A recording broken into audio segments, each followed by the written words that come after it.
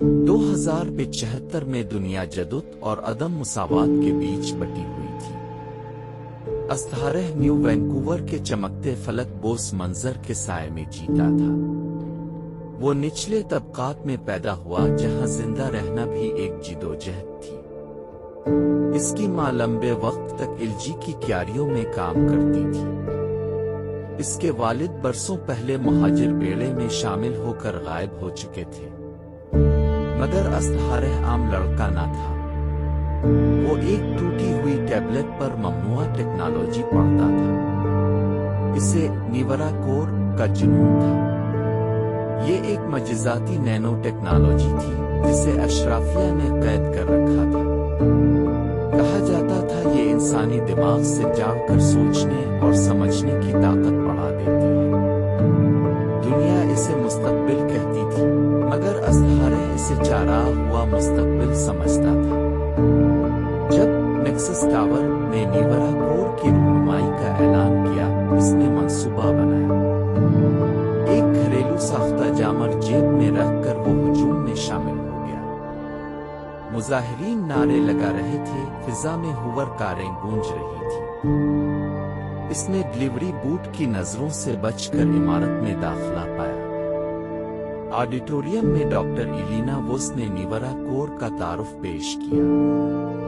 یہ کنٹرول نہیں، یہ خود کو بہتر بنانے کا انتخاب ہے، وہ بولے۔ حاضرین بٹے ہوئے تھے، کچھ نے داد دی، کچھ خوف زدہ تھے، مگر استھارہ کے دل میں صرف ایک جذبہ تھا، عزم۔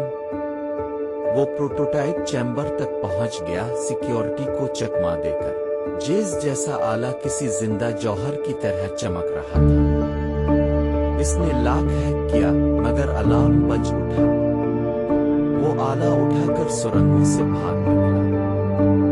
گھر واپس آ کر اس نے مدھم روشنی میں اس کا مطالعہ کیا۔ یہ زندہ محسوس ہوتا تھا، جیسے کسی کا انتظار کر رہا ہو۔ اس نے آلے کو اپنی جلد پر رکھا۔ تکلیف کی ایک لہر اٹھی، پھر ذہنی وضاحت نے جگہ لے لی۔ اس کی ہنس تیز ہو گئی، معلومات بجلی کی مانند بہنے لگے۔ وہ حل دیکھنے لگا جو دوسروں کو نظر نہیں آتے تھے۔ اس نے خراب پمپ کو ٹھیک کیا اور سوکھی زمین پر نئی فصل اگا دی۔ نچلے طبقات میں اس کی بات پھیلنے لگی۔ کچھ لوگ اسے امید کہنے لگے، کچھ نے اسے خطرہ سمجھا۔ اشرافیہ نے جوابی وار کیا۔ انہوں نے نیورا کور کے سگنل پر قبضہ کر کے ذہنی غلام فوجیں بنا لی۔ استھارہ نے مزاحمت کی، اس نے اپنے امپلانٹ کو دوبارہ کوڈ کیا۔ اس نے مزاحمتی گروہ بنایا، اپنے جیسے دوسروں کو ہم آہنگ کیا۔ ایک فنکار، ایک کسان، ایک شفا دینے والی، سب اس کے ساتھ شامل ہو گئے۔ ان کی کمیونٹی ترقی کرنے لگی۔ ایلینا ووس واپس آئی، اب دشمن نہیں ساتھی بن کر۔ انہوں نے غریبوں کے علاقے میں ایک خفیہ لیب قائم کی، مگر بدعنوان اشرافیہ نے جنگ کا اعلان کر دیا۔ ان کا لیڈر، ایک جدید انسان، استھارہ کا تعاقب کرنے لگا۔ آخری مرکے میں دماغ اور مشین کی جنگ ہوئی۔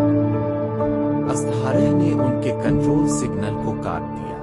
خاموشی چھا گئی، پھر آزادی ملی۔ نچلے طبقات نے خود کو اسرینو تعمیر کیا۔ نیورا کور اب انتخاب سے بانٹی گئی۔ کئی سال بعد استھارہ اپنی ماں کے ساتھ کھڑا شہر کو الفابیتی دیکھ رہا تھا۔ کیا ہم جیت گئے؟ ماں نے پوچھا۔ ہم نے آغاز کیا ہے، استھارہ نے مسکرا کر جواب دیا۔